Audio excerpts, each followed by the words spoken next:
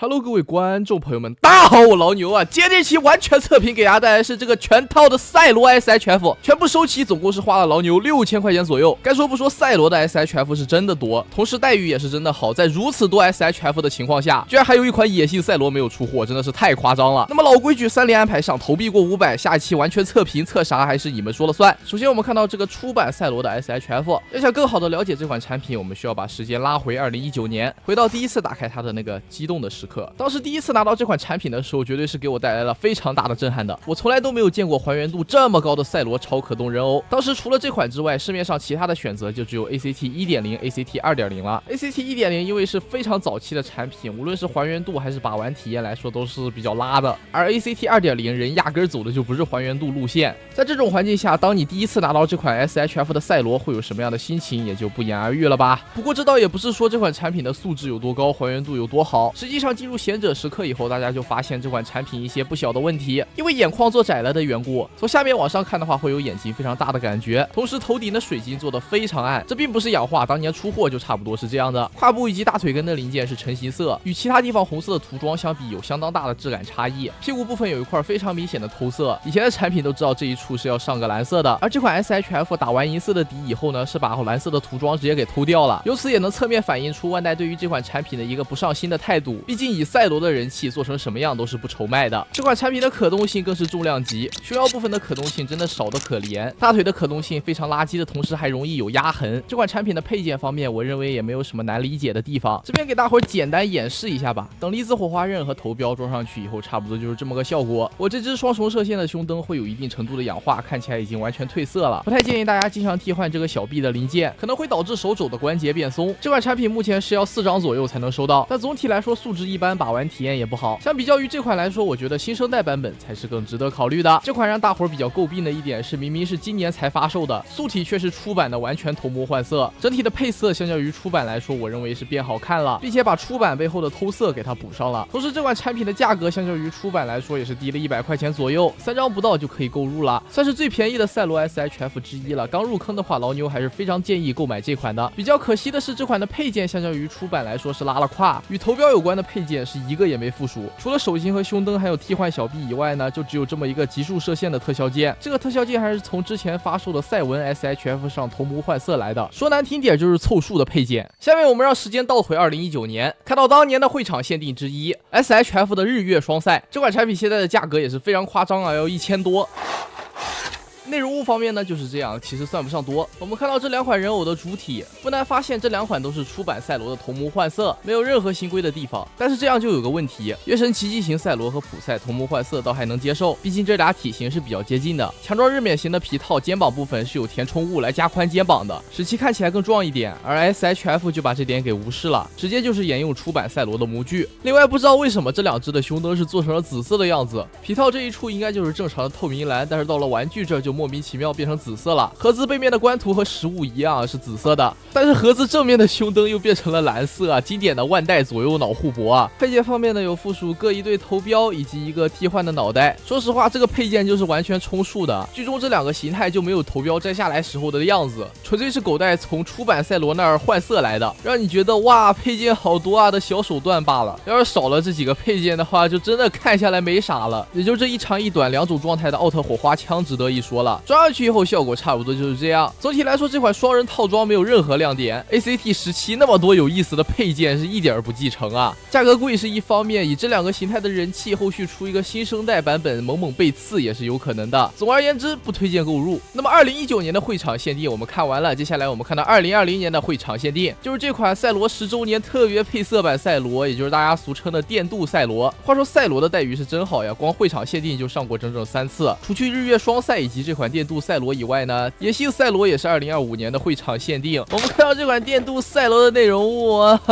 完全的手型战士呢啊，我应该夸夸吗？里面还有个10周年的地台。下面我们看到这款产品的主体，大家虽然叫这款产品为电镀赛罗，但是它的工艺和电镀可以说是没有半毛钱关系，就是单纯的上了层金属色又喷了层光油而已。整体的效果马马虎虎吧，倒也不算难看。红色地方的发色意外还挺不错的，但是品控有点垃圾啊，可以看到工厂大妈忘给我我这只右手小臂上光油了，直接就是金属色的涂装，和身体以及左手部分的质感差异很大。大家也看出来了，这款依然是出版赛罗的头模换色，这个模具真的是要冒烟了呀！一想到后续出货的野性赛罗大概率也是这个模具，甚至连刻线都鸡巴没有抹除，真是呀妈的一说呀万代。接下来我们回到这款产品，虽然全身上下使用了高贵的特别配色涂装，但是屁股后面这一点蓝色，咱们该偷还是得偷。里面附属的地台呢，上面有一个赛罗10周年的金属喷漆，然后就没有然后了。这款产品呢，市场价400块，素质一般，老模具沿用，品控拉稀，配件还少得可怜，没啥癖好就别买它了。那么下面一款让我们看到修行甲赛罗，这款目前的市场价要600块左右，价格这么高，与它在赛罗产品线中1等1的素质有不小的关系。首先里面的配件就挺有说法的，可以看到满满当当的。我们首先看到这款产品的主体，终于不再是出版赛罗的头模换色了，这款修行甲赛罗的主体是用到了新素体、新头雕。相较于出版的赛罗来说，修行甲赛罗是修正了窄眼眶的问题，并且把头灯提得非常亮，看起来就顺眼多了。这款产品胸和肩膀之间的断层也是修正了，做得格外的小，与出版的赛罗对比一下也是非常明显。不过这款产品也有一些缺点，就比如说肩膀以及胸部的这个银色部分的色差，以及胸甲部分的材料非常垃圾，长时间不碰它就会和主体产生粘连，直接发生熔漆，把主体上面银色的漆面给带下来，胸甲下面就直接成这样了。虽然说平时看不到吧，但还是有点恶心的。并且这个垃圾胸甲因为缩胶的原因，会露出一点点下面的连接装位，这一点真的非常难看。值得一提的是，这款产品里面虽然没有给任何头标的配件，但是头上的2个头标是可以拆下来的。不过拆下来以后看起来好秃啊，和没头标的赛罗脑袋对比一下，这里再给个替换件就完美了。值得一提的是，这款产品的屁股也是把偷色给补上了。然后我们来展示一下修行甲的替换玩法。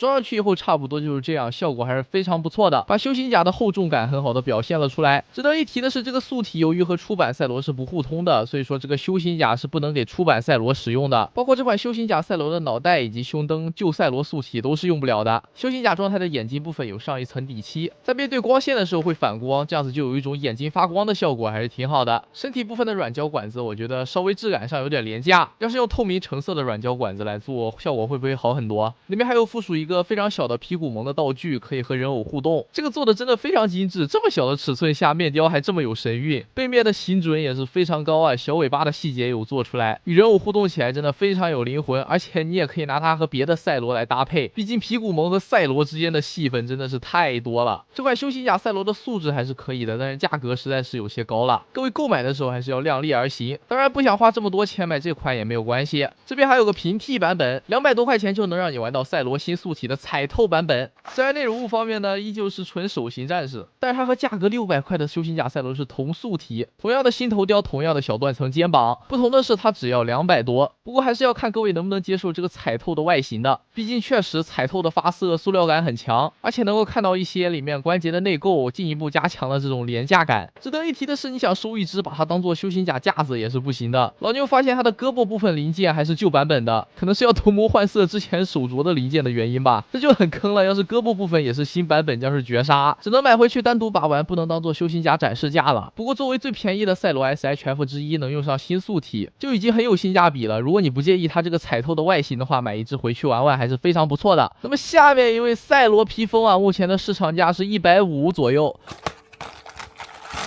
是的，150就一个披风，你不会期待里面还有个人偶吧？把它装在出版赛罗身上，就是这种奥特大棉被的效果。那么就这个效果，各位能打几分呢？只能说你永远可以相信万代制作披风的水准，永远都是那么垃圾。披风里面埋有铁丝，可以一定程度的凹造型，披风动起来以后效果就会好很多。但是总体而言还是挺廉价的吧？你很难想象这个披风要卖100多。然后这个披风呢，旧素体的赛罗都能用，包括这个新生代执行版本，以及说双赛啊、电镀赛啊都可以。那么下面我们看到这个帕拉吉之盾套装，这款我觉得是真的阴啊，居然要我400块，就这么一个配件包卖这么贵啊！内容物方面呢，就是一个帕拉吉之盾，还有一个弓箭模式的帕拉吉之盾，以及赛罗和艾克斯替换用的零件。装上去以后效果就是这样，我觉得大体还原度还是没什么毛病的，就是感觉透明件的颜色做的太浅了。这边也可以拿出 ACT 1.0 和 ACT 2.0的终极铠甲来做一个对比，大家会更喜欢哪一个版本呢？那么同样的，这款产品依然是只能就素体使用的。像是修行甲以及彩透版本呢，想玩的话倒也是可以把它搭上去，然后用蓝丁胶进行固定，整体的效果也是大差不差的。当然，这个终极铠甲也是可以给艾克斯进行使用。不过这期的主角是赛罗，我们这边就简单提一嘴。然后里面附属的这个弓模式呢，整体的行准马马虎虎吧，装在人偶的手上呢，差不多就是这个样子。下面一位就是2018年发售的无限赛罗 SHF， 这款比普通形态赛罗发售时间还要早，所以说它才是真正意义上的第一款 SHF 赛罗。老牛的购入价是400块，内容物方面还算是不错。我们看到这款产品的本体。我知道这款产品它是一个水泥灰的配色，但说实话，入坑这么多年，我还是第一次玩这款产品的实物，有被震惊到。这个银色发色也太暗了点吧！别想着说你不懂怎么选颜色吧，还知道把官图 P 亮一点来欺诈。就这个表现，你很难想象这款产品在之前很长一段时间都是一个1000元级别的海景房。好吧，也就是里面的配件附属的有点意思，这一对双重剑握持起来确实很帅。不过和普通赛罗的双重剑是同模换色，或者说是普通赛罗是换色它的，毕竟它发售早一点嘛。然后里面所附属的这个挥拳特效剑效果也还算是不错。如果你和我一样不喜欢这款产品的发色表现，就可以去买这个新生代之星版本。这款我真的可以说是新生代之星干的最棒的一次，把海景房的价格走下来了不说，整体的漆面还升级了。那就让大伙直观的感受一下这个效果究竟提升了多少。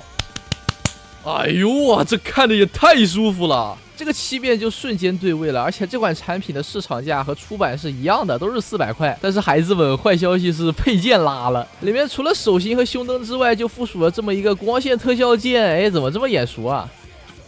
哦，那没事了。坏消息是，这回万代把手腕球关节给重新设计了，即便你双入也没办法使用之前的握持手和挥拳特效键。要想玩的话，挥拳特效键就只能用蓝丁胶粘上去，握持手的话可以从别的产品那儿借一个过来。我这边用的是他徒弟泽塔的手型，是可以非常完美的适配的。那么下面一款无限赛罗的素体，万代它还有活儿。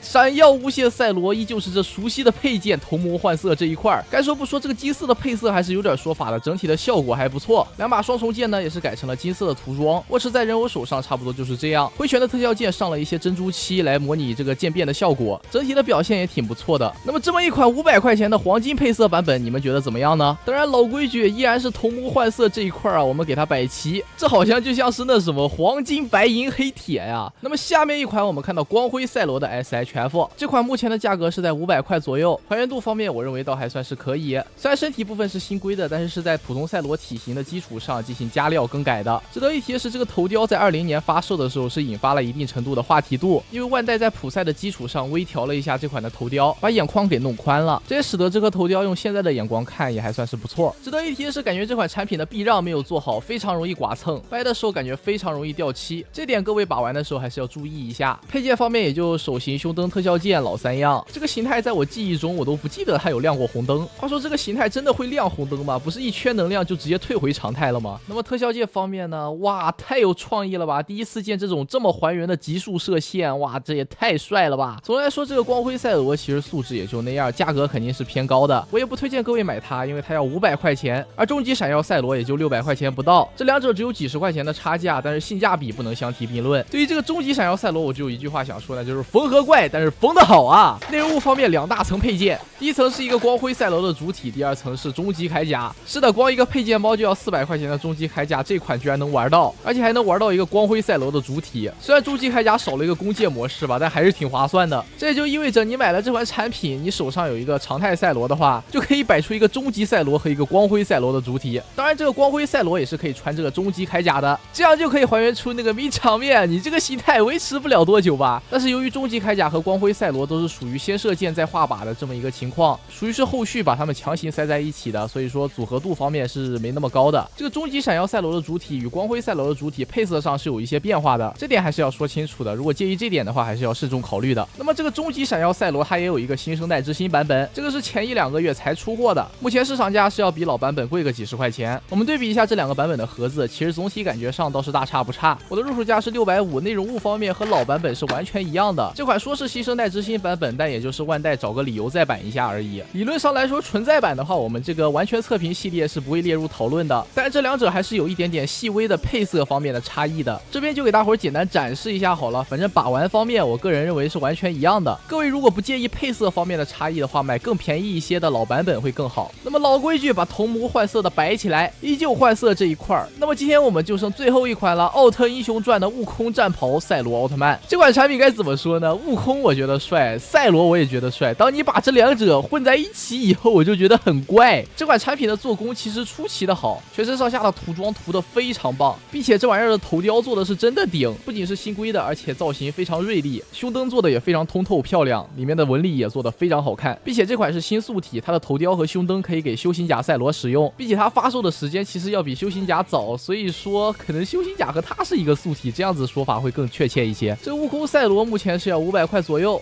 素质其实还是可以的，但是造型实在是太雷人了。如果你不能接受这个造型的话，50块钱都会嫌贵。而且由于这个系列已经被戴哥抛弃了的原因，你要等他后面发售什么吕布贝利亚、高斯唐三藏，已经完全不可能了。他只能自己默默的在柜子里当那个异类。OK， 那么如果觉得视频质量不错，千万要给老牛一个一键3连，真的拜托你们了。这期视频做的真的非常困难，500多条素材要折磨死老牛了，同时6000多块钱的支出也让老牛底裤都掏空了。所以说你的一键3连是帮老牛非常好的回血。OK， 那么我老牛，咱们下期视频再见。